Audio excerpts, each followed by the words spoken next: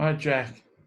Um, when I initially got your donation, I was so blessed that you gave me a bonus and blessed me with so much money. I had a need for $300, and you sent me all this money. It was really good.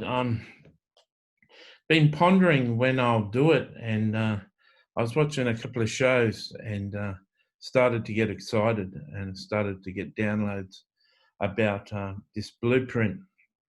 For those who are watching on YouTube, a prophetic destiny blueprint is about 8 or 9 points that you're destined to do with your life.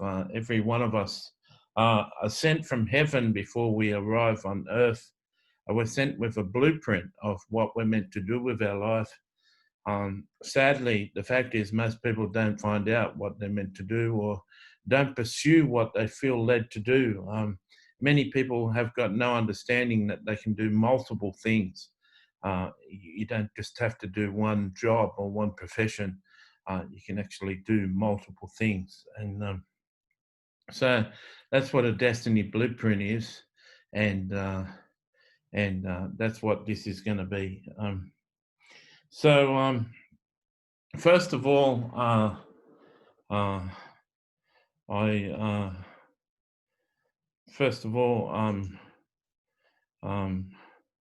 Jack, I forgot your name there for a sec. First of all, I just see business all over you. I think I've done about 50 blueprints, and never have I seen so much business around a person. But saying that, you're going to have a large effect on ministry, on Christian ministry too. And so I'll start with point one. I see point one, an apostolic Christian ministry. And what I can say about that is, first of all, there's a lot of ego around the word apostle. I've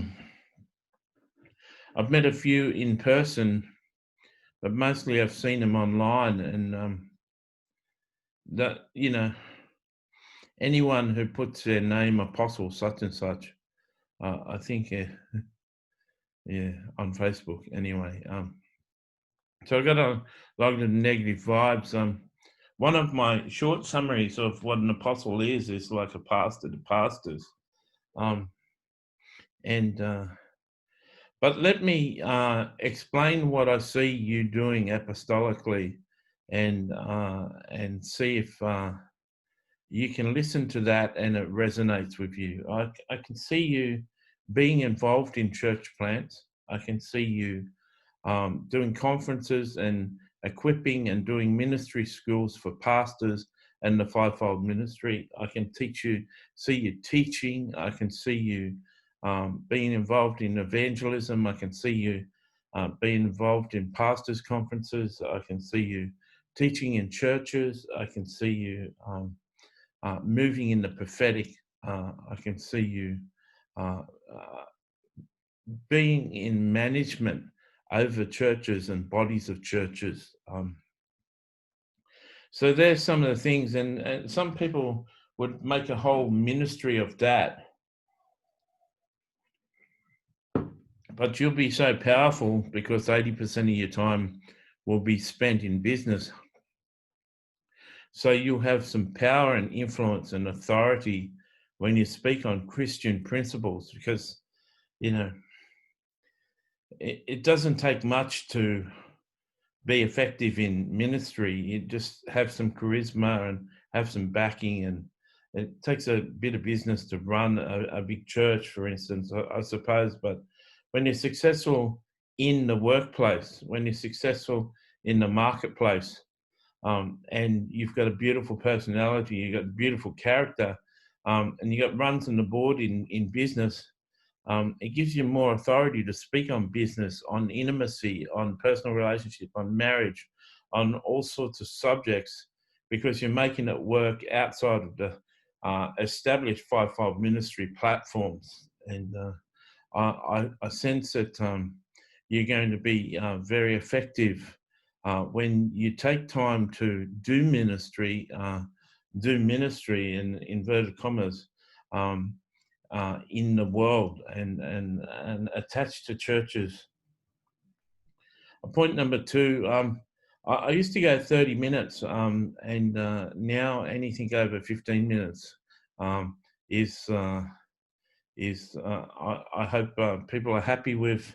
Um, uh, the difference is the verbose, how verbose I am in explaining each point, but I believe I could give you my notes here and you would understand what's going on.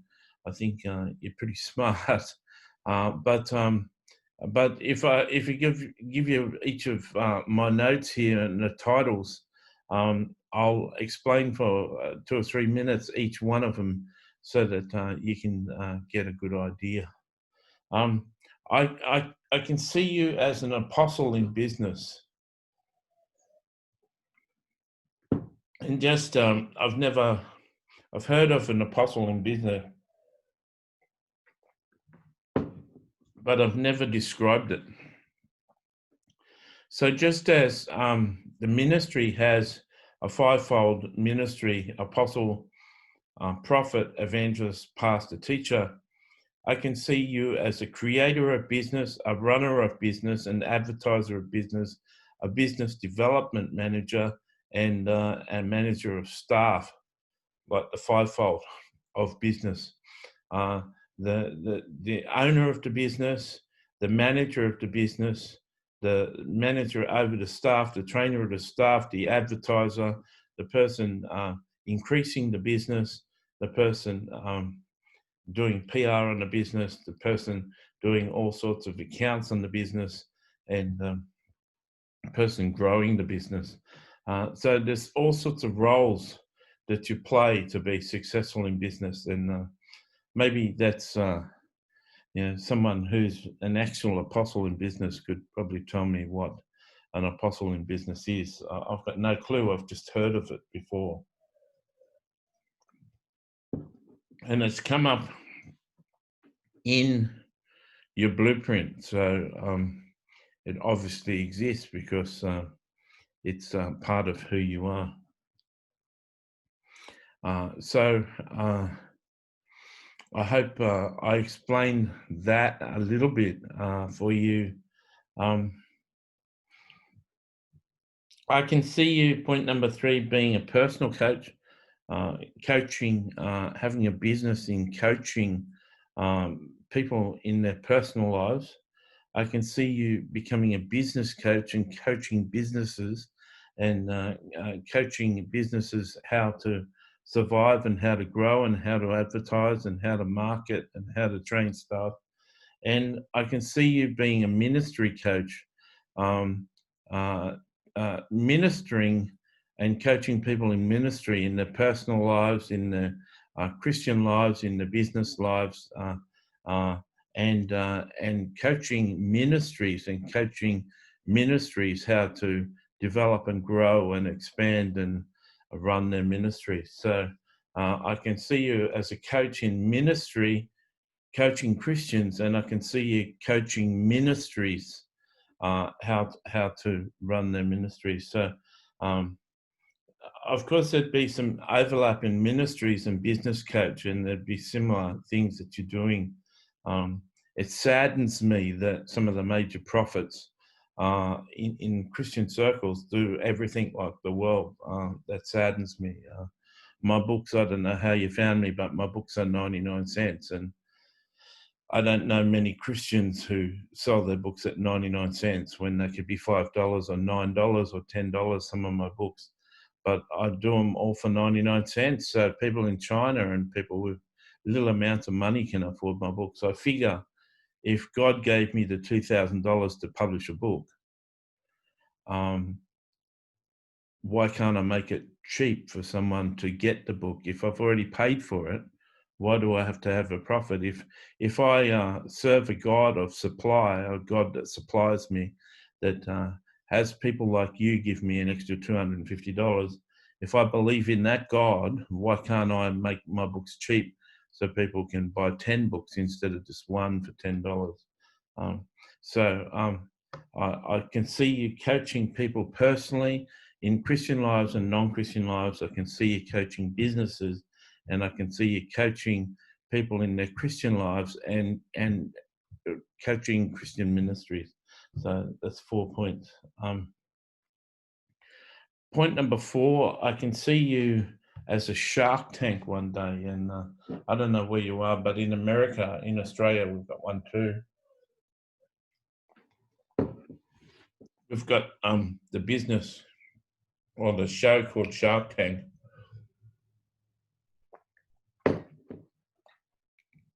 And they're basically angel investors. They're people who look at proposals of businesses and lend them money and coach them and partner with them and take a position in a person's company to help fund them in business and help them succeed. I can see you generating enough income for you to sponsor businesses and help businesses start and take a position in the company. Of course, when you're doing these 8 or so things that I'm sharing, your time is going to be the most expensive thing. I can see there's some prophetic prophets that I know that get paid $20,000 an hour for their time. If you reach a stage where your time is worth $20,000 an hour, spending a few hours with someone helping them start their business is a big sacrifice for you, because you can't charge them $60,000 for 3 hours of your time. So the investment of your time is going to have to be paying dividends in the person's business idea. Point number 5, this is really interesting, and I'm sure you got people around you that you could talk about this point, show them the video, and you could start to have a discussion around this, because I think that this is going to be a big part of your life. I can see a businessman and businesswoman, a businessman coalition, like a business co-op, a resource for business. So I can see you being like a co-op of businesses that provide funding, advertising, social media advertising, public relations, business strategy, and insurance. You can see you getting all these resources, like people who do SEO, people who do Google and Facebook advertising, people who do public relation press releases, people who do print media and other media advertising, people who supply funding, banks, insurance agencies, and business coaches, people who can discuss business strategy. And I can see you developing a co-op with a group of businessmen where you all use that and actually on-sell those services to other people, and you bring more and more people into your co-op, and you share the expenses of. So even some of these co-op businesses are businesses of your own businessmen.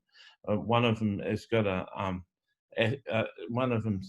social media advertising company, and that's in the co-op. So people can come to your co-op and use the service of that, and you may own that, and a friend of yours may own an insurance brokerage, and someone may own a PR firm, and it's a co-op of businesses working together to supply businesses with cheaper and more cost-effective solutions for business. I hope I explained that. The Holy Spirit gave that to me, so I hope that was worth the money. Of course, that would be worth hundreds of thousands of dollars in years to come when you get that one off the ground.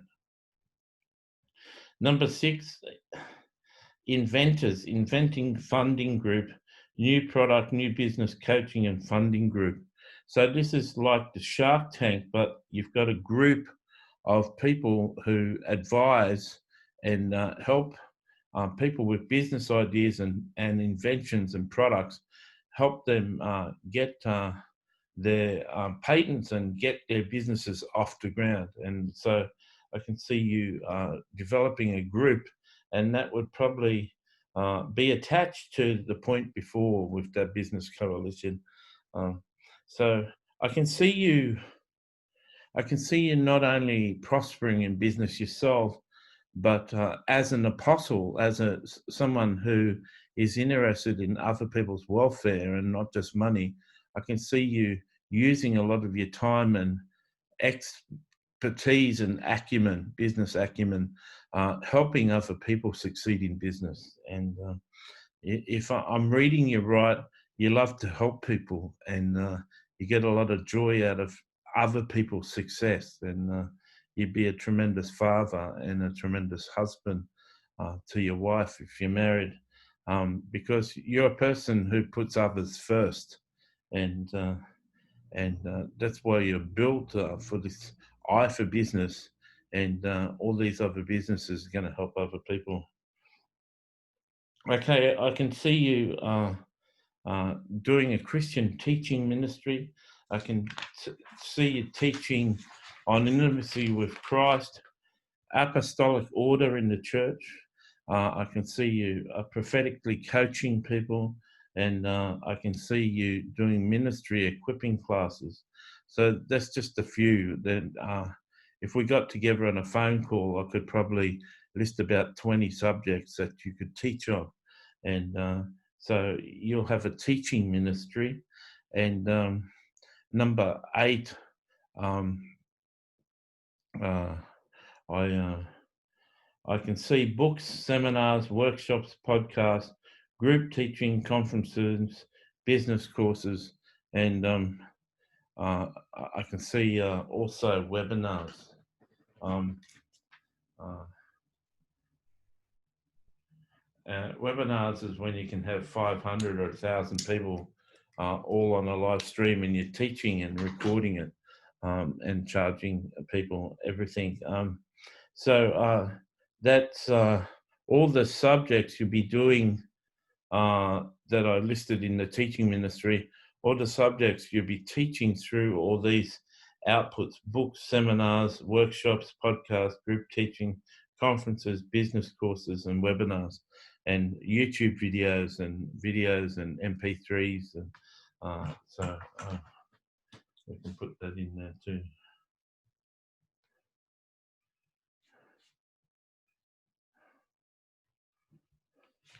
Of course, podcasts are great. You're interviewing people. Group teaching, that'll take expenses to do that. Conferences is expenses. Business course costs expenses. Webinars takes your time. Videos and MP3s takes a little bit of expense and a little bit of time. I do want to say this to you, Jack, that there's 101,000 million preachers in the world, and there's thousands of so-called apostles who think they're powerful and they run the show for God. But people seem to go into business and lose sight of God, and God really needs billionaires. God really needs billionaires and trillionaires, people with billions of dollars. And he needs to invest those billions of dollars in small ministries like myself, who, the 300 I needed for a new book to be typed up. That's going to be the typing cost, and that 300 I was really hoping for, and you supplied it. And there's so many small businesses and small ministries that money can really, really help, and people with the right attitude who just want to serve and equip the body of Christ. So God's got such a need for finance, but he hasn't got a lot of big, wealthy people throwing money at things. Here's the thing about your blueprint is that it's all focused on other people.